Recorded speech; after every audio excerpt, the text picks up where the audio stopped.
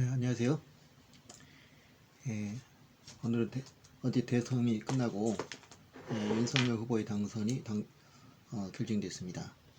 예, 참 뜻밖이라면 뜻밖일 수 있죠. 왜냐하면 원래 정치인 출신도 아니고 불과 3년 전까지만 해도 그렇게 뭐 알려진 인물도 아니었는데 이재명 후보는 오랫동안 정치를 했고 또 상당히 지명도도 높아서 당선할 거라고 생각했는데 인심이라는 게 변하는군요. 2002년에 노무현 후보가 이회창 후보를 뜻밖의 이기고 승리한 것에 버금간만한 이변이라고 하면 이변이라 할 수 있겠습니다. 뭐 어차피 결정된 거 부탁드리고 싶은 것은 자신의 이익과 자신의 당파 이익이 아니라 정말 국가와 민족을 위해서 일을 해줬으면 좋겠는데 그것이 쉽지는 않을 겁니다. 본인이 그렇게 일하고 싶어도 그에게는 자기 정당 내 기반이 없어요. 지금 국민의힘에 대해서 윤석열이라는 분은 결코 주류가 아닙니다. 이명박이나 또 누구였습니까? 노무현 대통령 같이 당내 기반이 없으면은 일을 하기가 굉장히 힘듭니다. 노무현 대통령 탄핵 위기도 겪었고 이명박 대통령도 뭐 그렇게 다르진 않다고 생각해요. 근데 그 사람 같은 경우는 정치력이 있어서 이제 자기 당을 지배해 갔지만 결국 그 과정이 많이 힘들었죠. 그러니까 윤석열 후보가 됐다 그래서 앞으로 그의 세상이 열린다든지 그의 정치가 펼쳐진다는 것은 보장이 없습니다. 그 후보로 있으면서도 당권파하고 굉장히 많이 부딪혔죠. 그러니까 그런 환란을 어떻게 이겨낼 것인가. 더구나 국회에선 또 100석도 안 되는 소수당이에요. 지금 이제 결국 이제 야당이 될 이제 민주당 쪽이과 그의 계열 쪽이 한 200석 가까이 차지하고 있습니다. 잘만 협력을 하면 탄핵을 시킬 수도 있는 숫자예요. 이런 걸 어떻게 극복할 것인가. 그리고 검찰에서만 외교를 걸었기 때문에 다른 분야에 대해서 잘 모를 수 있습니다. 이 문제는 또 어떻게 해결할 것인가. 또 그 검찰 인맥에 휘둘리지 않을까. 검찰 사람들을 여기저기 박아놓으려고 하지 않을까. 가뜩이나 검찰이 여러 가지 문제를 안고 있는데 검찰의 권한이 너무 세져서 이 나라가 잘못되는 게 아닌가. 공수처를 폐지한답시고 검찰의 권력을 키우는 건 아닌가라는 검찰공화국에 대한 의문도 있습니다. 제 입장은 저는 솔직히 말하면 투표 안 했습니다. 윤석열 후보도 이재명 후보도 저한테는 마음에 안 들었습니다. 네, 그러니까 그래도 이왕 당선된 거 나라 민족을 위해서 진정을 일해줬으면 하는데 과연 그럴 수 있을지 본인의 의사도 그렇지만 또 그 아내의 문제도 있죠. 포스트 레이디가 될 여성이 너무 그 문제가 많습니다. 그 집안도 너무 문제가 많고 그걸 어떻게 통제를 할 것인가. 이런 문제. 퍼스트 레이디가 되면 국민의 존경을 받아야 하는데 지금 이 윤석열 후보의 아내인 김건희 씨는 그런 식의 존경을 받기가 지금 굉장히 어려워졌습니다. 이런 문제를 어떻게 극복하신 것인가. 이거를 우리가 좀 생각을 해봐야 될 것 같습니다. 자, 오늘도 찬양부터 한번 들어보겠습니다.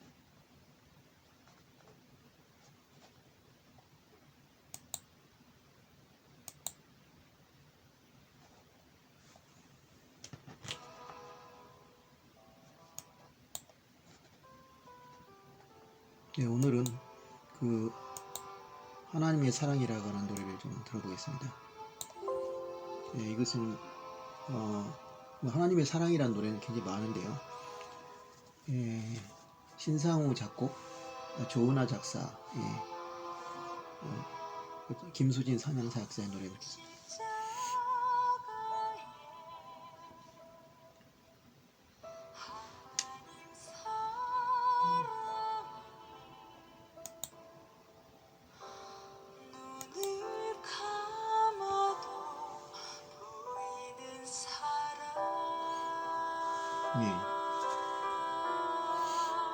하나님의 사랑에 대한 그 간절함이 배어 있어요. 이 부분에.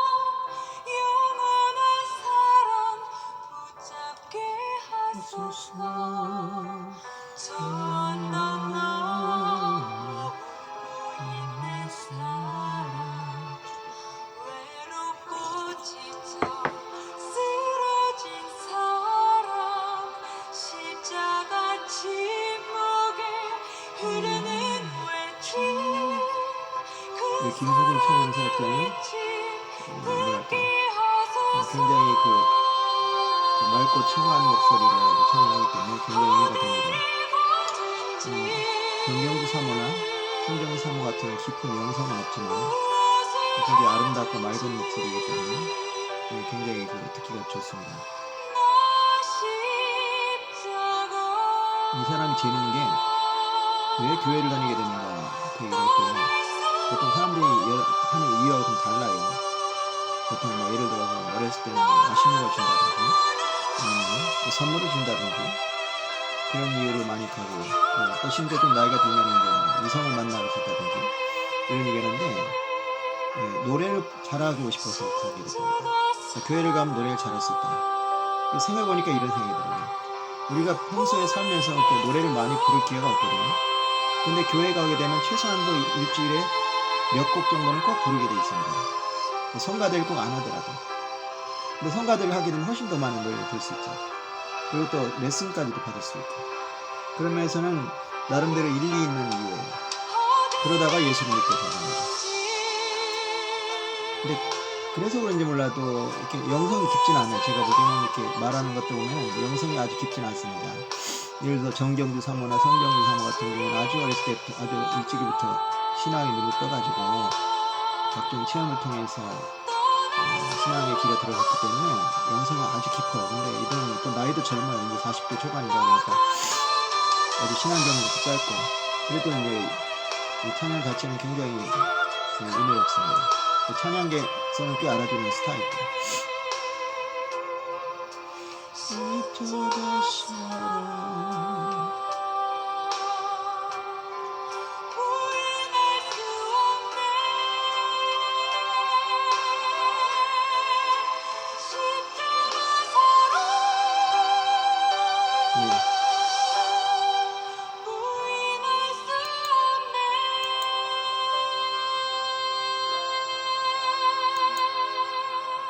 찬양 괜찮죠? 예. 자, 이제 오늘 이제 이야기를 좀 해보겠습니다. 오늘의 제목은 나의 피난처이신 하나님 이렇게 하겠습니다. 나의 피난처이신 하나님 부제로는 희망이 있다. 나의 피난처인 하나님 이 말은 우리가 참 익숙한 말이죠. 주는 나의 피난처시여 나의 반석이시여 이런 얘기는 뭐 시편에도 많이 나온 말이고 또 우리도 이제 기도할 때도 많이 쓰는 것이고 그렇죠? 나의 쉘터죠. 피난처. 참 주님은 나의 피난처세요. 주님이 없는 삶은 참 얼마나 어려울까. 그러니까 이제 예수 믿기 전에는 저는 예수를 어렸을 때 믿었으니까 뭐 그런 기회는 별로 없지만 좀 믿어도 좀 현치하게 믿을 때 제대로 안 믿고 있을 때 그때는 그 나의 피난처라는 말이 실감이 나지 않았어요. 근데 이제 좀 제대로 믿고 난 다음부터는 이제 피난처라는 말이 실감이 나고 그래서 이 피난처가 없이 살아가는 세상 사람들이 얼마나 힘들까라는 생각이 들더라고요. 어떻게 보면 참 용케도 존경스럽게도 어떻게 그렇게 예수님 없이 살 수 있을까? 나의 피난처시여 또 뭐 예를 들면 주 날개 및 내가 평안히 쉬네 날개 밑이라고도 하고 이 오늘 본문이 시편 63장 7절입니다. 시편 63장 7절 주는 나의 도움이 되셨습니다. 내가 주의 날개 그늘 아래서 즐겁게 부르리이다. 주는 나의 도움이 되셨습니다. 내가 주의 날개 그늘에서 즐겁게 부르리이다. 네. 도움이시고 날개 그늘 주 날개 밑 내가 평안히 쉬네 밤깃꽃 바람 불어와도 네 그렇습니다. 밤기퍼 비바람 불어도 주님 저 날개 밑에 있으면 평안합니다. 예, 마찬가지로 그러니까 주는 나의 피난처가 되시는 거예요. 예. 여러분들은 주님을 피난처로 생각하고 계십니까? 그리고 주님에게 의존하고 살고 계십니까? 예. 믿음이라는 것은 바로 주님을 전적으로 의존하는 겁니다. 자, 우리가 믿는다고 하잖아요. 믿는다고 하는 내가 널 믿는다. 영어로 I believe in you. 그 I believe you하고 I believe in you가 틀리다고 하더라고요. 이제 몰랐는데 I believe in you라는 건 전적으로 그 사람 믿는 상대를 믿는 겁니다. 그러니까 내가 하나님 믿는다는 I believe in God이죠.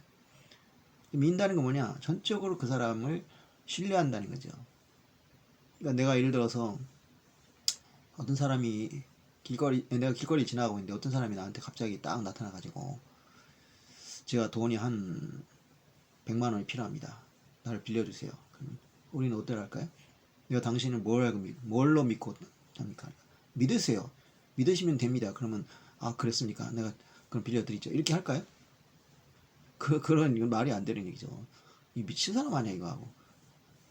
전혀 그러지 않죠. 그런데 친구가 지나가다가 친한 친구가 와서 야 나 100만 원만 빌려주라. 내가 좀 이런 사정이 필요하다. 그러면 이제 얘기가 좀 달라져요. 무조건 줄 수는 없지만 주고 싶은 마음이 들 수 있죠. 왜냐? 친구니까. 친구라는 거 뭐예요? 친할 친자에 오래 있자. 오랫동안 친했던 사람거든요. 그동안에 그 사람을 봤을 거 아니에요. 그 사람이 어떤 사람인지 아니까 이 사람이 믿을 만한 사람인지 아닌지 내가 100만 원을 주면 갚을 사람인지 아닌지 알 거예요. 근데 친구도 아니고 그런데도 맡기는 경우가 있어요. 그게 어딥니까? 은행이에요. 우리 은행 가서 돈을 맡겨요. 근데 은행 돈 맡기면서 이거 띄면 어떡하나 라든지 그런 거 생각 안 하잖아요. 그렇다고 제가 은행 직원하고 친구도 아니에요. 근데 그건 왜 그럴까요? 은행이라는 기관을 믿는 거죠. 은행이라는 것은 공신력 있는 기관이다. 그런 거죠. 그리고 내가 증권회사에 가요. 그래가지고 펀드 매니저나 투자 전문가를 만나요. 그 사람한테 돈을 맡겨요. 그 사람 친구 아니잖아요. 근데 왜 맡길까요? 그 사람이 돈을 불려줄 거라고 믿고 있기 때문에, 능력이 있다고 생각하기 때문에. 그러니까 능력이 있고 신용이 있으면 내가 맡길 수가 있는 거예요. 하나님은 어떤 분이냐? 능력이 당연히 있으시죠. 전지전능하신 분. 근데 문제는 이제 내가 하나님과 친해야 돼요.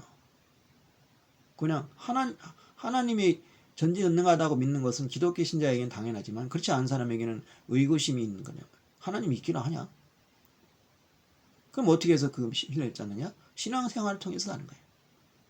아까 말씀드렸지만 길거리 지나가는데 모르는 사람이 나한테 돈을 달라고 했을 때 안 줘요.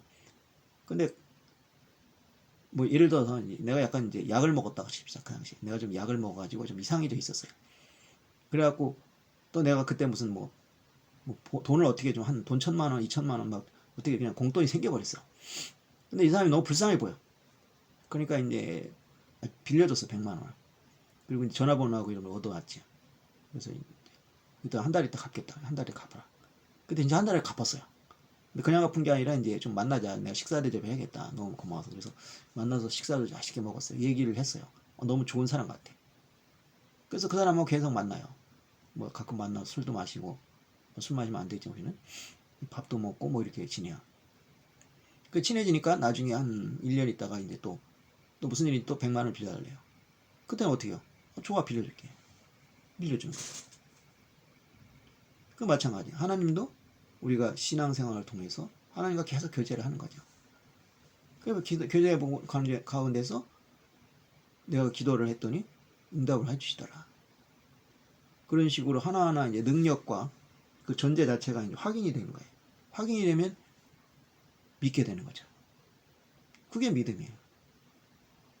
오래 믿고 오래 많은 체험을 하고 내도 그렇잖아요. 친구라도 별로 안 만나면 친해지지 않죠. 근데 자꾸 만나고 또 그 사람에게 뭔가 맡기면 잘해주고 그래서 신뢰가 가고 그러면 그 사람에게 더 많은 것을 의지할 수 있겠죠. 근데 친구라도 그렇게 안 와요. 신용 없게 행동해. 그럼 껍데기는 친구지만 별로 내가 신용을 안 해요. 그러니까 하나님과의 교제가 길어지고 깊어질수록 내가 하나님에 대한 믿음이 커지는 것은 인간과의 관계하고 똑같습니다. 그러니까 어렵게 생각할 거 없어요. 믿음이라는 걸. 자꾸 어렵게 생각해. 저 같은 게 옛날에 어떻게 했냐면 믿음이라는 무슨 충성 이런 거하고 동일하다는 거예요. 내가 하나님 믿기 때문에 충성을 해야 한다. 충성하는 건 맞아요. 하지만 그것은 그냥 일방적인 충성이 아니에요. 내가 헌금을 낸다 그럴 때 그 헌금을 그냥 일방적으로 낸다면 그거는 헌금이 아니에요. 기부금이죠. 그럼 어떻게 하냐? 내가 하나님한테 심는 거죠. 심으면 그만큼 나에게 돌아온다는 그것을 믿는 거죠. 그렇게 생각하면 또 기복신학이라 욕할지 몰라요. 저는 그렇게 생각 안 해요. 기복신앙이라는 건 뭐냐, 뭐가 문제냐면 그 사람과 하나님의 관계에서 오로지 그 기복밖에 없을 때 문제예요. 근데 내가 하나님과의 관계가 굉장히 깊어져서 친해요. 무슨 일이기도 할 수 있고. 그 상태에서 내가 뭔가를 기대한다는 것은 기복신앙이 아니에요. 내가 보기엔. 그건 정상적인 신앙입니다. 왜냐? 인간관계에서 그럴 수 있잖아요. 내가 엄청나게 친한 친구가 있어요. 그 사람한테 내가 돈을 빌리라고 해서 뭐가 문제입니까? 그리고 내가 이 사람에게 뭘 해줬을 때 이 사람이 나한테 뭔가를 해줄 거라는 기대를 하는 게 뭐가 나쁩니까? 친구끼리 그럴 수 있는 거죠. 그렇게 서로 주고받고 하면서 지내는 게 친구 사이고 또 가족이고 또 그거 아닙니까? 근데 중요한 거는 그게 본질이 돼서 안 돼. 그거 자체가 목적이 돼서는 안 된다. 다만 우리 나와 하나님과의 관계성 속에서 그것이 이루어지는 것이어야지. 예를 들어서 내가 친구를 오로지 그 사람에게 이익만을 바라고 받는다면 그건 친구가 아니에요. 그런 친구는 관계는 바람직하지 않죠. 뭐 예를 들어서 남녀가 만나도 뭔가 그 말이죠. 그런 어떤 현실적인 뭐 예를 들어서 내가 여자랑 잠자리 하고 싶으니까 만난다든지 거꾸로 여자가 남자한테 이 남자가 돈을 주겠다. 뭘 많이 해주겠다. 그렇게 만난다. 그 바람직한 관계가 아니죠. 그런 관계가 되면 뭐가 돼요? 그게 성매매예요. 성매매가 좋은 관계라 하는 사람이 누가 있겠어. 그렇지만 남녀 간에 그런 관계 자체가 있다는 게 나쁜 건 아니에요. 내가 기분 좋으니까 뭐 여자친구한테 선물도 주고 그리고 그 여자도 내가 나를 사랑하니까 잠자리 같이 해주고 그 자체는 죄가 아니죠. 본인도 물론 행복하고 그러니까 하나님과의 관계도 마찬가지예요. 그런 관계가 생성된다고 해서 그것을 무조건 비난하는 게 아니라 오히려 그것이 믿음이죠. 믿음. 그렇지 않아요? 네. 그러니까 문제는 그 주고받는 관계가 본질이 되어서 그것만 바라고 관계를 맺는다면 이거는 분명히 잘못된 생각이에요. 그러니까 나는 하나님과 정말 하나가 되는 거예요. 내가 하나님과 하나가 돼서 하나님이 나고 곧 내가 하나님인 그런 관계를 유지하는 가운데에서 그 부수적으로 주고받고 하는 거. 가족끼리 주고받지 않습니까? 그렇다고 가족끼리 관계가 나쁜 건가요? 아예 가족끼리 아무것도 주고받지 않으면 그게 가족 관계인가요? 아니잖아요. 그 말이 안 되죠. 그걸 본질 구분을 하셔야 돼요. 자, 저희 주님에게 도움을 받고 내가 헌금을 하면서 내가 이렇게 정성을 드립니다. 하나님. 그랬을 때 하나님이 나에게 복을 주실 것이다. 기대하는 건 전혀 잘못된 게 아니에요. 그러면서 얘기를 한 사람들 보면 저는 어떤 생각이냐면 저 사람들이 아주 배부르구나. 팔자 좋은 사람들 그렇게 해요. 근데 그런 사람들은 절대 신앙이 자랄 수가 없어요. 하나님은요 일부라도 날 가난하게 만들어서 자신에게 의존하게 만드세요. 그래야 그런 게 있어야 돼요. 사람과 사람이 친해질 때도 뭔가 어려움을 서로 같이 극복하고 그런 면이 있어야 이게 친해지지 아무것도 없는 관계에서 친해지기 쉽지 않아요. 네. 그리고 어려움이 있을 땐 서로 도와야죠. 그게 친구죠. 어려움인데 네가 잘해봐. 그리고 끝나면 그게 친구입니까? 그게 가족입니까? 저보고 뭐 기복신앙이라 해도 할 수 없어요. 근데 그것이 본질이 돼서 그것에 매달리지 않는다면 그건 전혀 문제가 없다고 생각해요. 저는 그렇게 믿고 삽니다. 하지만 그렇다고 해서 그것만 바라고 신앙생활 하잖아요. 나는 어떤 분은 천국에 없으면 난 기독교 안 믿겠다. 전 믿어요. 왜냐? 나는 하나님과의 교제가 너무 행복해요. 24시간이 모자라요. 정말 24시간 내내 하나님하고 교제를 해도 나는 너무 행복해요. 천국이 없어도 저는 그냥 믿을 거예요. 왜냐? 이 기쁨을 왜 버려요? 심지어 축복이 없다고 난 믿고 싶어요. 왜냐? 그로 인한 기쁨이 내 삶을 얼마나 행복하게 하는지 몰라요. 하나님과의 교제 때문에. 근데 왜 이걸 포기합니까? 근데 그것만이 아니었잖아요. 정말 나한테 축복도 주시고 때로는 위로도 주시고 또 나도 하나님께 사랑을 고백하고 이 아름다운 관계가 얼마나 좋은데 안 믿습니까? 안 믿는 게 이상하죠. 근데 뭐 저도 옛날부터 그렇게 신앙생활 한 건 아니에요. 신앙생활 제대로 안 하고 그냥 성전 마다만 봤던 시대가 있었죠. 근데 그 개구리 올챙이 잘 모른다고 그런 사람들 보면 너무 답답한가. 왜 저렇게 믿나. 저렇게 사람 재미없는데 정말 신앙생활이 그냥 부담이 되는 거야 그냥. 응? 부담이 되는 거야 그냥. 그러니까 옛날에 신앙생활은 너무 힘들었어요. 의무이고 부담이고 힘들고 그럴 수밖에 없죠. 근데 그런 사람들 보면 답답한 거죠. 어저께 이제 그런 일이 있었어요. 내가 이제 멘토를 하고 있는 청년이 있는데, 이제 그 전화가 왔어요. 전화가 오면 나는 반드시 얘기해요. 너 요새 하나님 기도하느냐? 큐티하느냐? 교제하느냐? 내가 그 친구한테 그래요. 1시간 정도는 반드시 하라고. 지금 일도 안 해요. 일도 못 해요. 일자리를 얻지를 못해요. 이 친구가. 답답한 친구야. 세상적으로 볼 때도 너무 능력이 없어. 근데 그게 능력이 없으면 하나님께 구해야 되는데 그것도 안 해. 입으로는 한다고 하는데 안 해. 내가 막 야단을 치고 막 달래고 그래야 뭐 좀 하는 척이라도 하지. 안 해요. 믿음이 없으니까. 그러면 또 상급엔 또 관심이 많아가지고. 어저께 그래서 계속 잔소리했어요. 그래서 한다고 했는데 어제 전화를 받았는데 기도하니까 안 한대. 좀 화가 나더라고요. 그래서 내가 그랬죠. 왜 그 정도 안 하냐고. 어? 기도를 안 한다는 거는 나쁜 게 아니라 자기한테 손해예요. 하나님과 기도하면 내가 축복의 통로가 열리고 내 삶이 형통하게 되는데 그걸 왜 안 합니까? 미련한 거죠. 자기 아버지가 재벌 회장인데 내가 돈이 필요해요. 그런데 전화를 안 해요. 그럼 돈을 줍니까? 알아서 줍니까? 줄 수도 있겠죠. 근데 정말 필요할 때는 안 주잖아요. 왜? 모르니까. 근데 하나님이 모르진 않아요. 근데 하나님은 반드시 기도를 시켜요. 왜냐? 그래야 고마운 줄 아니까. 알아서 주면요 버릇 없어져요. 그래서 그렇게 기도를 하라 했어요. 지금 문제가 많거든요. 치유를 못해요. 사람이 적극적이지 않고 너무 소심하니까 내가 봐도 내가 면접관이라 저런 사람 뽑고 싶지 않아요. 뭐 물어봐도 민정. 나는 친한 사람이잖아요. 그런데 그래. 그럼 면접관 앞에서 얼마나 버벅거리겠어. 그럼 당장 내가 봐도 얘는 믿을 만한 사람이 안 된다. 일 시킬 수가 없다. 그렇단 말이야. 그래서 돈도 없어요. 돈을 그러면 기도를 해야 될 거 아니에요. 왜 안 하냐 이거야. 그러니까 물론 믿음이 없기 때문이죠. 그러면 믿음 있는 척은 또 되게 해요. 네. 참 답답한 겁니다. 여러분들도 문제가 있으면 왜 문제가 있어도 상관없어요. 내가 뭐 애인을 갖다가 문제가 있으면 만납니까? 내가 내 자식을 문제가 있어야 만납니까? 내 친구를 꼭 문제가 있어야 만납니까? 아니잖아요. 만나고 싶을 때 만나는 거잖아요. 보고 싶을 때 만나는 거잖아요. 그러다가 이제 문제가 있으면 또 상담도 하고 또 도움도 받고 그러는 거죠. 매일 만나란 말이야. 하나님. 오래 만나기 어려우면 뭐 10분이든 20분이든. 근데 그 개인적인 만남을 가져야 돼요. 여러분도 아시겠지만 사람과 사람이 친해질 때도 여러 명이서 떼거리로 같이 있으면은 안 친해져요, 잘. 근데 딱 한 번 둘이서 말이 시간을 갖게 되면은 친해져요. 제가 우리 애엄마랑 결혼할 때 어떤 일이 있어 결혼하게 된 줄 아세요? 그 같은 학원 다녔어요. 얼굴도 알아요. 근데 얘기도 거의 안 했어요. 오히려 그 내 아내 말고 그 옆에 같이 친하게 지낸 동갑내기가 하나 있었어요. 그 사람은 어떻게 해서 얘기를 하게 됐냐면 집에 가는 방에 같아요. 끝나고 학원 끝나고. 그 얘기를 많이 했어요. 근데 그 옆에 있는 집사람하고는 얘기를 안 했었어요. 근데 어떤 일이 있었냐면 제가 한 번은 제 친구하고 술을 마시고 그때는 제가 예수 제대로 안 믿는 시대라서 술을 마셨어요. 술 마시고 학원을 빼먹었어요. 그리고 그 다음날 월요일에 갔는데 좀 일찍 갔어요. 일찍 갔더니 다른 사람 한 사람 없고 애 엄마만 딱 있는 거예요. 그 나를 딱 쳐다보니 뭔가 얘기를 할 것 같더니 그냥 말을 안 하는 거야. 그래서 내가 속으로 생각했죠. 저 여자가 나하고 무슨 말을 하고 싶어 하는구나.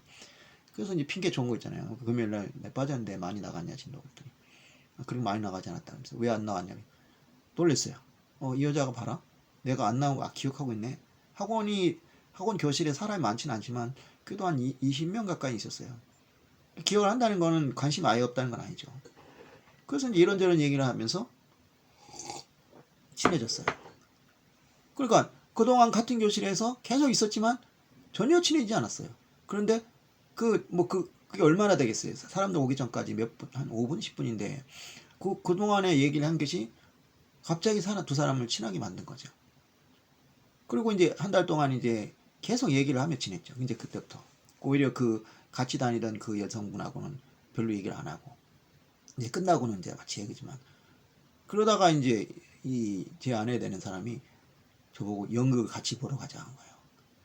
그리고 전화번호까지 주는 거야. 이게 벌써 이제 딱 그 마음에 든 거야 내가. 그래 지금처럼 휴대전화도 없는 상황에서 전화번호라는 유선전화 하면 다 알죠. 누가 전화했다. 회사에 전화하면 아무개가 남자한테 전화 왔다. 그것도 한두 번이 아니고 계속 와봐요. 다 알지. 그 뭐야, 그건 작업이죠, 완전히. 그 작업에 걸린 거죠, 제가. 저는 근데 이제 그때는 뭐 전혀 사귈 생각 없었어요. 근데 처음에 이제 만나서 데이트를 하니까 이 여자가 마음에 들더라고. 괜찮은 여자네? 그래서 이제 사귀게 된 거니까 결국 뭐냐, 그때 그 10분간, 5분간 잠깐 둘이 만난 게 이게 이제 결국은 그게 없었으면 아마 끝까지 그냥 갔을 거예요. 왜냐하면 저는 그쪽에 관심이 하나도 없었기 때문에. 그렇게 중요하다고요. 그러니까 남녀 관계도 그렇고 친구 관계도 그렇고 여러 명이서 한 10시간 같이 있는 것보다 혼자서 한 10분 있는 것만 해도 굉장히 차이가 난다고요. 근데 그걸 왜 안 하냐고요. 아니, 돈을 내라 그래요. 뭐라 그래요. 그냥 만나면 돼요. 이게 손 모으면 돼요. 이게 뭐가 어려워요. 근데 믿음이 없으면 이게 안 된단 말이에요. 그러니까 우리가 자꾸 찬양도 하고 예배도 드리면서 우리 신앙심을 자꾸 높이는 거예요. 말하자면 그 상대방에 대한 정보를 많이 얻고 그리고 자꾸 사모하는 마음을 갖게 되는 거죠. 그러면 이제 어느 순간 손이 잡혀져. 근데 그것도 그냥 안 돼. 또 거기다 무슨 시련이 있어요. 근데 이 친구는 시련이 있잖아요. 취업이 안 돼가지고 지금 죽을 지경이라고. 근데도 손을 안 놓아요. 결국 뭐냐, 믿음이 없는 거죠. 뭐 믿음이라는 건 강요해서 될 수 있는 것도 아니고 제가 뭐 어떻게 하겠습니까. 그냥 그래도 막 얘기를 해야죠. 근데 이 친구가 이제 그 불신이 믿지 않는 면도 분명히 있겠지만 그것만은 아니라고 생각해요.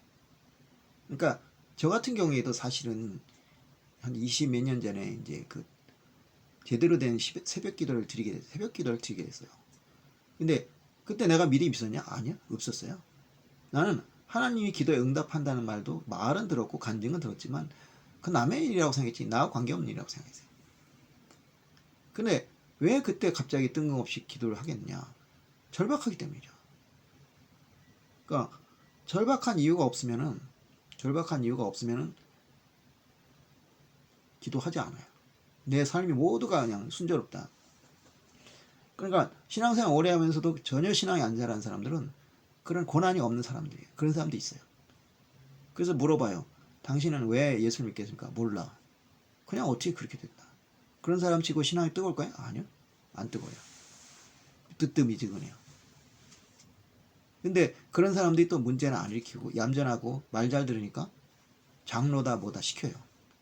교회에서 사람의 직분을 줄 때 믿음을 보는 게 아니라 그 사람의 인간성하고 그 다음에 충성도를 봐요. 굉장히 큰 문제입니다, 이건. 그러니까 어떻게 되냐? 교회가 산을 가요. 자칫하면 그런 사람들이 교회를 막 문제를 일으킬 수 있어요. 그래서 말 잘 듣는 사람을 시키는데 말 잘 듣는 사람이 언제까지나 말을 잘 들으려는 법은 없거든요. 그건 조심해야 돼요. 근데 믿음이 좋은 사람은 적어도 그런 짓은 안 할 거예요. 네. 교회가 그냥 인본주의로 물들여져요. 그러니까 그리고 자기가 중직자인데 믿음이 없어요. 그럼 믿음 좋은 사람, 직분이 낮은 사람을 그냥 놔둘까요? 엄청나게 핍박을 하죠. 그 사람이 남한테 조금이라도 평가를 받으면 비방을 하게 마련이에요. 왜냐? 자기가 중직자다 이거예요. 중직자니까 당연히 저 사람보다 믿음이 좋아야 돼. 안 그렇다고. 그럼 그걸 가지고 나도 저 사람처럼 돼야지 이렇게 생각하느냐? 아니요. 내가 장로인데, 내가 권사인데, 내가 저 사람한테 어떻게 배워? 이런 그 못돼 먹은 근성이 나옵니다. 그러니까 이 직분 같은 걸 제대로 해야 되는데 사람이 그렇게 되는 것 같더라고요. 갈급함이 없어요. 이 사람 같은 게, 이 친구 같은 게. 그러니까 자기가 지금 처한 환경을 보면은 분명히 이건 갈급해야 돼요. 왜냐? 이제 나이가 27이에요. 근데 제가 얘기를 들어보니까 27이 될 때까지 제대로 직장을 다닌 적이 없어요. 학교 2년 다녔어요. 전문대. 그러면 이제 2년이죠. 그리고 군대 2년, 4년이에요. 그러면 20, 21, 22, 23, 24, 25, 26, 27, 8년이죠. 20일 지나고 나서. 그 중에 4년은 군대하고 학교라고 쳐요. 나머지 4년은 뭐냐? 그냥 논 거예요. 거의 일한 적이 없어요. 그러니까 실업급여 같은 거 받아본 적도 없어요. 어디 가다가 한 달 있다가 일하고 끝나고. 지금 작년 11월에 일 그만두고 한 달 만에 잘렸어요. 그리고 지금까지 직장 다닌 적이 없어요. 그리고 직장을 들어갔다가 심지어는 첫날 출근하고 잘린 적도 있어요. 이해가 안 가요. 근데 어쨌든 그런 분명히 객관적으로 보면 이 사람은 기도를 해야 되는 형편이에요. 기도를 해야 되는 형편이에요. 그런데 없어요. 왜 그럴까요? 자기 자신의 삶은 지금 위기에 있다는 걸 모르는 거야. 그렇게 1년, 2년, 3년, 4년, 5년, 10년 지나면은 어떤 결과가 나오냐? 내가 작년에 직장을 다녔어요. 작년에 그 공장을 다녔어요. 얼마나 일이 없으면 그렇게 다녔을까요? 보면은 정말 한시한 사람 많아요. 나이 40이 됐는데 제대로 직장, 맨날 임시직, 계약직. 50이 돼도 그 자리에. 여자들 같은 뭐 결혼해서 뭐 애 키우고 그러냐고 그랬다고 할 수 핑계라도 될 수 있죠. 멀쩡한 남자 그래요. 그 결혼도 물론 안 했어요. 결혼했어도 그렇게 살고. 이 사람 도대체 어떤 생각을 하고 사는지 모르겠어요. 이제 50이 넘고 60이 넘고 70이 넘으면 아무런 기반이 없는 상태인데 그 모은 돈도 없어요. 그렇다고. 뭐 그런 일이라도 하면서 열심히 하면 또 모을 수도 있잖아요. 돈도 없어요. 집도 없어요, 당연히. 그냥 하루하루 살아요. 그래서 40이 됐어요. 당연히 결혼 못하죠. 그 나이에 돈도 없는데 누가 여자가 오겠어요. 그렇잖아요. 그러니까 그런 한심한 일을 사는데 자기들은 위기의식이 전혀 없어. 근데 이 친구는 벌써 그 후보군에 들어있는 거야. 이렇게 살다 보면 바로 그렇게 되는 거야. 결혼이라는 게 중요하단 말이에요. 왜냐? 결혼을 하면 책임감이 생겨요. 그러면은 억지로라도 성실하게 일해. 근데 결혼을 안 해. 근데 계속 결혼 안 하고 이렇게 살아. 그럼 나중에 40이 되면 결혼하고 싶어도 못 해. 그럼 평생 그렇게 살아야 되는 거야. 과연 끝까지 그렇게 갈 수 있을까요? 나 60 넘고 70 넘으면 내가 60인데 지금도 취업하려면 힘들어요. 굉장히 지금 자신은 내가 27살 때 어떻게 살았냐? 미친 듯이 살았어요. 정말 열심히 살았어요. 밤잠 안 자고 공부했어요. 근데 어떻게 이 좋은 나이에 그렇게 사는 것도 문제지만 거기에 대한 위기의식이 없으니까 기도를 안 하는 거죠. 자기가 어떤 목표를 가지고 살아야 한다는 의식이 없어요. 그냥 집에서 부모님 계시고 밥 먹여주니까 그냥 편한 줄 알아요. 괜찮은 줄 알아요. 그러니까 뭐냐면 위기의식, 그 위기의식에서 오는 갈절함, 이게 없으면은요, 안 돼요. 기도를 할 수가 없어요. 그게 바로 뭐냐면 무기력증이죠. 그냥 아무것도 안 하고 사는, 그냥 세워라, 내워라 하며 살면서 사는, 그러면서도 거기에 대해서 위기의식이 없는 거. 그게 무기력증이에요. 이 사람은 지금 무기력증에 빠져 있는 거죠. 그러니까 객관적인 상은 나쁜데 그냥 자기는 편하게 살고 있어요. 전에 그 송파 세모녀 사건 있었죠. 살인 사건. 그 세모녀가 이제 제가 보기엔 이것도 무기력증이에요. 근데 이제 이런 사건을 겪으면서 항상 나오는 건 뭐냐면 이 무기력증에 빠진 사람을 어떻게 구할 것인가. 이 사람들도 여러 가지 조건을 볼 때 국가의 도움을 받을 수 있는 게 상당히 많았어요. 근데 알아보려고 하지도 않아. 요새 웬만하면 동사무소 가서 말아보면요. 도움받을 게 굉장히 많아요. 가서 알아만 봤어도 됐어. 근데 그것도 안 알아봐. 또 심지어 알아봤는데도 안 해. 또 거기다 뭐냐면 그 서류를 내기 위해서 전 남편의 뭐 사인을 받아야 되는데 그게 싫어. 웬만한 사람들은 받아요. 왜냐? 힘드니까. 근데 왜냐? 무기력하니까. 그 전 남편하고 만나서 얘기를 해야 되고 그 사람하고 뭔가 지한테 부탁을 한다는 것 자체가 그렇게 쉬운 일은 아니에요. 근데 보통 정상적인 사람 같으면 해요. 왜냐? 아쉬우니까. 내가 죽을 판인데 어떻게 해요? 근데 그냥 죽어 좋다 이거야. 차라리 안 하겠다.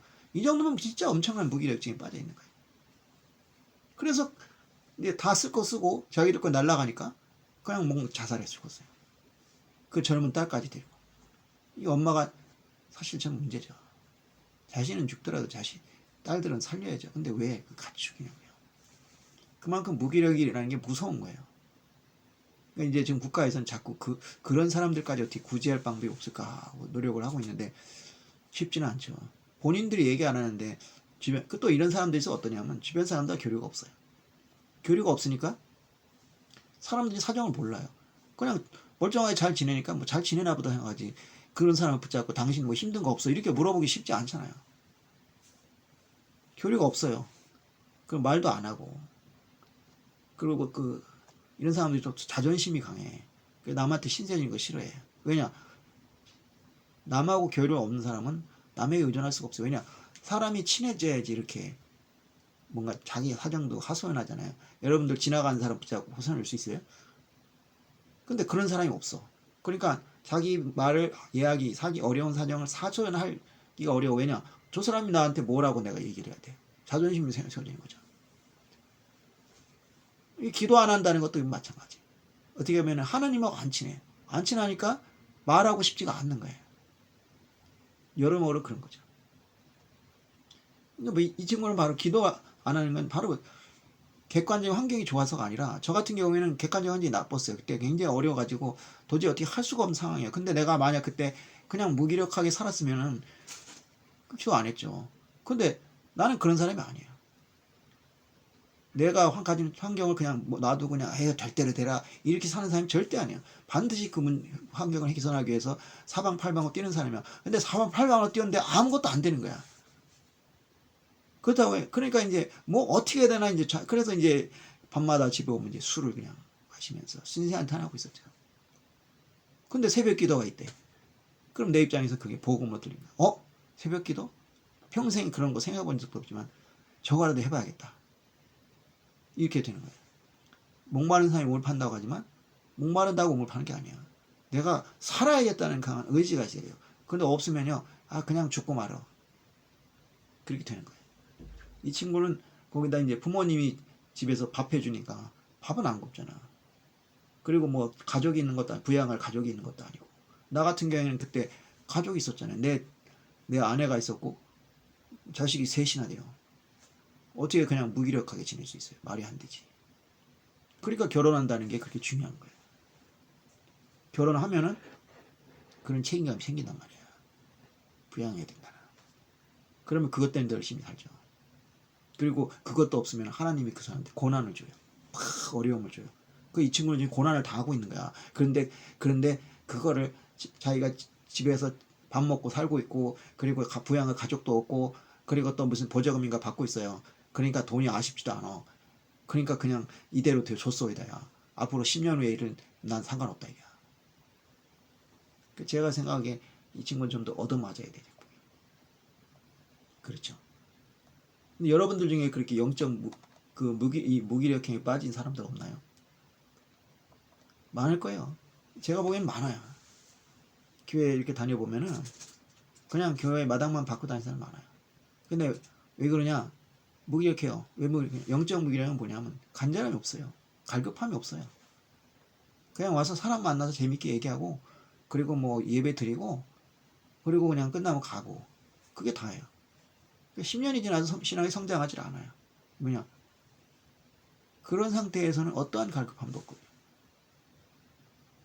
내가 막 아쉬워야 돼. 내가 막 이게 현실적인 문제도 있죠. 뭐 예를 들어서 우리 집이 살기 어렵다든지 이런 문제도 분명히 있어요. 하지만 그보다 더 그게 없을 때라도 내가 영적 성장을 하겠다. 내가 하나님과 더 가까워지고 싶다. 그리고 내가 은사를 받고 싶다. 막 그런 어떤 그 목표, 그런 것이 있어야 되는데, 그게 없는 사람들은 현실적 고난이라도 받아야 되는데 현실적 고난은 또 없어요. 그러면 기도할 이유가 없죠. 저 같아도 안 할 것 같아요. 저는 현실적 어려움도 있지만 영적인 갈급함, 영적 욕심이 있어요. 내가 은사도 받고 싶다. 근데 예수님은 환상을 봤잖아요. 그리고 이상한 환상도 보고. 그게 바로 왜 그 생기겠어요? 갈급함이 있기 때문에. 열심히 기도했죠. 그러니까 나온단 말이에요. 그럼 어떻게 해? 더 욕심이 난단 말이에요. 야, 여기까지 왔는데 여기서 끝날 수 있겠냐? 근데 왜 그런 욕심을 부리냐? 뭐 생각해보세요. 저도 그렇게 살고 싶지 않았어요. 또 그렇게 처음부터 살고 싶은 사람이 어디 있겠어요? 그냥 편하게 교회 가서 그냥 대충 예배드리고 사는 게 편하고, 집에 와서 세상살이 하면서 뭐 텔레비도 보고 뭐 친구들하고 수다 떨고 술도 마시고 막 그러면서 그냥 대충 사는 게 더 편할지도 모르죠. 원래 전 그런 사람 아니지만 그렇게 약간이라도 살아본 적 있어요. 편해요. 편한데 왜 이렇게 어렵게 사냐? 어렵지 않아요. 굉장히 재밌어요. 그것은 무엇이냐? 제가 보기엔 내 자신의 삶의 목적이 있기 때문이죠. 그 목적이 뭐냐? 어렸을 때부터 어렸을 때 뭘 넘어가냐? 저는 저희 초등학교 때죠. 70년대 초예요. 그때만 우리가 지금처럼 잘 살지 못했어요. 굉장히 어려웠어요. 물론 그 전에 비해서는 많이 좋아졌지만 아직까지도 경제 성장의 열매가 모두에게 나눠질 정도로 잘 사지는 않았어요. 그래서 거지들도 있었어요. 아침에 와가지고 문 두들기면서 밥 좀 줘, 예, 이런다고.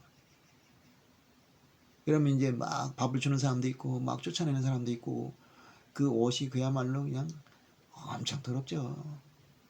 머리는 푸석하고 뭐 감질 못하니까 그 사람들이 얼마나 불쌍해요. 그렇게 해서 밥이라도 얻어먹고 살면 좋은데 그러지 못하고 굶어 죽은 사람들도 있었어요. 어떤 사람들은 어떤 가족인데 쓰레기통에서 같이 다 죽었어요.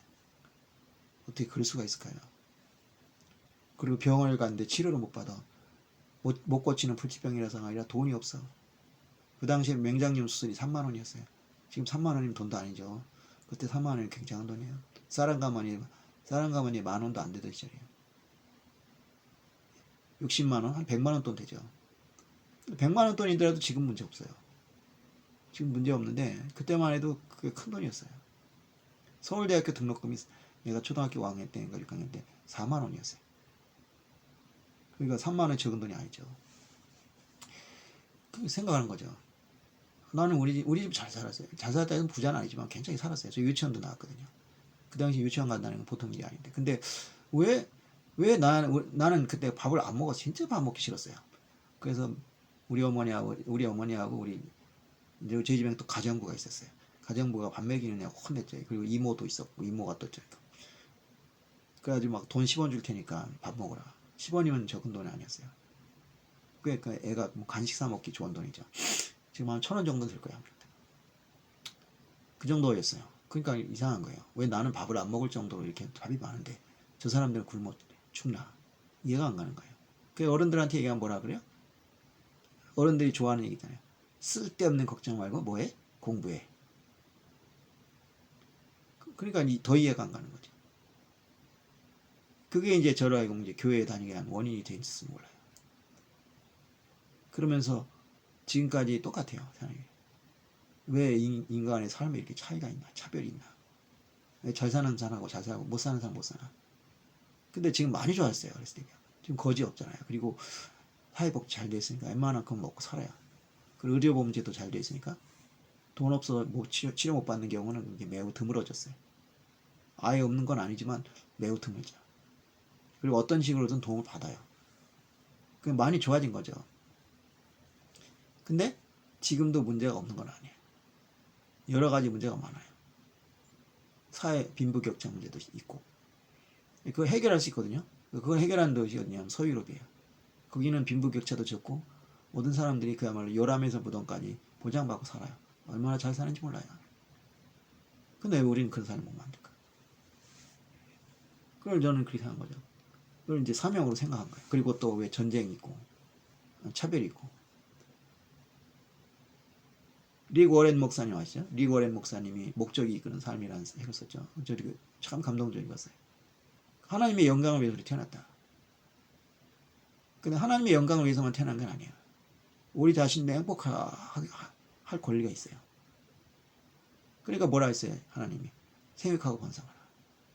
생육하고 번성하는 건 물론 그 자체가 하나님의 영광이죠. 하지만 그러면 우리가 막 옛날 죽을 맛을 살라고 만들었을까요? 아니요. 축복하셨잖아요. 동산 모든 열매는 따먹어도 됐다. 선악과 안 빼고. 그 뭐예요? 행복하라는 거잖아요. 그 먹고 뭐 벌레 씹어넣고 하라고 만든 건 아니잖아요. 그러니까 우리가 자꾸 그걸 착각하면 안 돼. 그러니까 우리가 뭐 신앙이 좋으려면 우리 삶이 막 괴로워야 되고 막 힘들어야 된다. 그거 아니에요, 절대. 하나님 우리 보고 행복하게 살라고 하셔요. 근데 그 행복이 나쁜 수단으로, 나쁜 방법으로 행복하면 안 돼요. 술 마시고, 음란하고, 그 다음에 남 도둑질하고, 사기치고, 그렇게 해서 행복하면 안 된다는 거예요. 왜냐? 그럼 누군가가 불행이 있잖아요. 그러니까 이웃을 사랑하고 하나님을 사랑하는 거는 하나님을 사랑해야 우리가 죄를 짓지 않으려고 노력을 하죠. 그리고 죄를 안 지어야지 이웃이 행복해지죠. 내 이웃이 나 때문에 불행해진다는 건 나도 누군가에서 불행해질 수 있다는 거예요. 그러면 안 되잖아요. 결론적으로 말하면 하나님의 계명은 그냥 그 계명을 지키는 게 목적이 아니에요. 사람들이 진정한 행복을 누리게 만드는 게 그게 계명이에요. 십계명 보세요. 그 계명을 지키면 어떻게 될까요? 세상이 유토피아가 돼요. 그걸 안 지키니까 문제죠. 세상에 악한 사람이 없고 죄 짓는 사람이 없으면 뭘 걱정을 하겠어요. 그리고 서로 사랑한다면 정말 이 세상이 천국이 되는 거예요. 근데 그렇게 안 해요. 왜냐? 내가 더 행복해지고 내가 더 잘 살고 싶으니까 남의 행복을 뺏는 거예요. 남의 행복을 해치는 거예요. 그게 도덕질이고 간음이고 그리고 사기고 탐심이라는 거예요. 그러니까 하나님이 필요한 거예요. 하나님이 우리에게 개입할 수밖에 없는 거예요. 그리고 하나님의 말씀을 따라 우리가 하나님을 모방해야 되는 건 그렇게 살아야 이 세상이 깨끗해지는 거예요. 근데 특히 크리스찬 같은 경우. 그러니까 우리는 그냥 우연히 튀는 게 아니라고요. 특히 크리스찬 같은 경우에는 세상에 크리스찬이 뭐냐 그런 말 있잖아요. 3%의 소금이 바닷물을 썩지 않게 한다. 그 3%가 되라는 거예요. 우리가 빛과 소금이 되라 이거야. 그러면 3% 때문에 바닷물이 썩진 않아요. 더러워지긴 해도. 마찬가지로 3% 크리스찬. 진짜 크리스찬 중에서 크리스찬다운 크리스찬이 몇 명이 될까요? 제가 보기엔 3% 되면 다행이라고 생각해요. 나머지는 다 껍데기죠. 그래도 된다 이게. 그러니까 목적이 있으니 어때요? 목적이 있으니까 내가 그 목적을 내면 열심히 살아야 되잖아요. 내가 지금 그냥 멍청하게 편하게 살면 내 목적 이룰 수 있어 없어요? 못 이루죠. 내 소망을 못 이루죠. 목표를 못 이루죠. 제가 생각하는 삶은 바로 그런 삶이거든요. 일본의 그 시부사와 에이치라는 사람이 있어요. 이 사람은 일본 근대사에서 경제로 유명한데 잘 몰라요, 일본 사람도. 이토 히로부미는 아니죠, 여러분. 사실 이토 히로부미보다 더하면 더했지 덜한 사람이 아니에요. 경제계의 이토 히로부미라고 볼 수 있어요. 근데 경제라는 건 별로 알리지 않았거든. 그래서 이 사람이 500개의 기업을 세웠어요. 500개면 대단하죠. 그 기업들이 오늘날에서 많은 기업들이 오늘까지 살아있어요. 그래가지고 일본 경제 중추를 이루고 있어요. 자, 그런데 그 사람이 기업을 일으킨 원인이 뭐냐? 이 사람이 원래는 정치를 꿈꿨어요. 그래가지고 심지어 말이죠 외국인을 다 쳐부시고 뭐 그런 식의 생각을 해서 그러니까 우리 지금 척사파죠. 위정 척사파. 근데 그게 아니더라고요. 이 사람이 파리에 간 적이 있어요. 자기 그때 마지막 장군이 도쿠가와 요시노부의 측근이 돼가지고 그 요시노부의 동생을 데리고 이제 프랑스 파리로 이제 유학을 간 거예요. 같이 호위하러. 그러니까 서양 문물을 배척하면 우리는 안 된다. 그리고 더 그럼 무엇을 해야 되냐? 경제다. 국가의 국력은 바로 경제다. 그래서 경제를 이 사람이 원래 또 상인 출신이긴 했지만 그것 때문에 또 결심을 했죠. 그래서 정치에 대한 꿈 완전히 버리고 경제를 하겠다 그래서 그랬는데 워낙 유능한 사람이니까 국가에서 가만 내버리지 않죠. 그래서 그 당시에 제일 우두머리라 할 수 있는 관청이 있어요. 오쿠라시오. 우리 지금 재경부죠. 재경부에서 막 오라 그래서 할 수 없이 갔어요. 그래서 몇 년 동안 거기서 활동을 했는데 그 몇 년 동안 활동하면서 전국적으로 경제인들하고 인맥을 맺은 거예요. 원래 경제인이도 했지만. 그러니까 이 사람이 근데 그 맺는 과정에서 너무 정직하고 성실했어요. 절대 거짓말 안 하고. 그러니까 이 사람이 나중에 은퇴를 해요. 젊은 나이에 은퇴를 해버리고 기업 활동을 하는데 이 사람이 투자를 하자고 하면 다 투자하는 거예요. 왜냐? 이 사람 믿을 만한 사람이다. 그러니까 이 사람이 그리고 또 그냥 단순히 인간성이 좋고 신뢰하시는 게 아니라 능력이 있어요. 이 사람이 기업을 잘 익히니까 수익도 잘 나요. 그러니까 명분도 쓰고 수익도 잘 나요. 얼마나 좋아요. 그 당시에 이 상인들, 그 자본가들은 국가를 위해서, 일본을 위해서 우리가 뭔가 해야 한다는 것이 굉장히 강했어요. 그러니까 이 사람을 따라가면 국가를 위한 것도 되지만 또 이익까지 남겨줘요. 엄청나게. 그럼 뭐 투자 안 할 수가 없죠. 그렇게 많은 사회에 투자를 하니까 500개 기업을 세운 거예요. 이 사람이 재벌이 되려고 했으면 얼마든지 될 수 있어요. 근데 그렇게 하면은 어떤 영역을 한정시켜야 돼. 자기 기업 몰두해야 돼. 그럼 일본 경제에 책임질 수 없어. 그래서 미련 없이 떠나요. 이 기업은 내가 없어도 되겠다. 그러면 탁 벌치고 팔아버리고 떠나요. 그렇게 해서 근데 그렇게 했으니까 아무래도 주식도 가지고 있었고 배당도 받았으니까 부자가 안 될 수는 없죠. 그래서 어느 정도 부자는 되지만 재벌은 안 됐죠. 그리고 그는 정치하고 완전히 손을 떴어요. 정치하고는 손을 총리 대신 시켜준다는데 안 했어요. 나는 정치에 몰두하겠다. 그러니까 민간인으로서 근데 미국에 가면 웬만한 총리 대신보다 나아요. 일본 총리 대신보다 더 환영을 받아요. 그래서 미국에서 뭐라냐면 일본의 JP 모간이다. JP 모간 하면 미국에서 유명한 자본가예요. 유대인 자본가. JP 모간 은행이라고 지금도 있죠. 그 급의 그래가지고 그랜드 젠틀맨 대신사다. 아주 그 대통령까지 만나요. 그러니까 제가 그런 사람을 꿈꾸고 해요. 지금도 꿈꾸고 있고. 오늘 대통령 선거 끝나고 이제 당선자 확정됐지만 저는 솔직히 기대 안 합니다. 우리나라는 더 이상 정치에게 큰 걸 걸 수 없어요. 뭐냐, 민간이 나서야 돼 이제.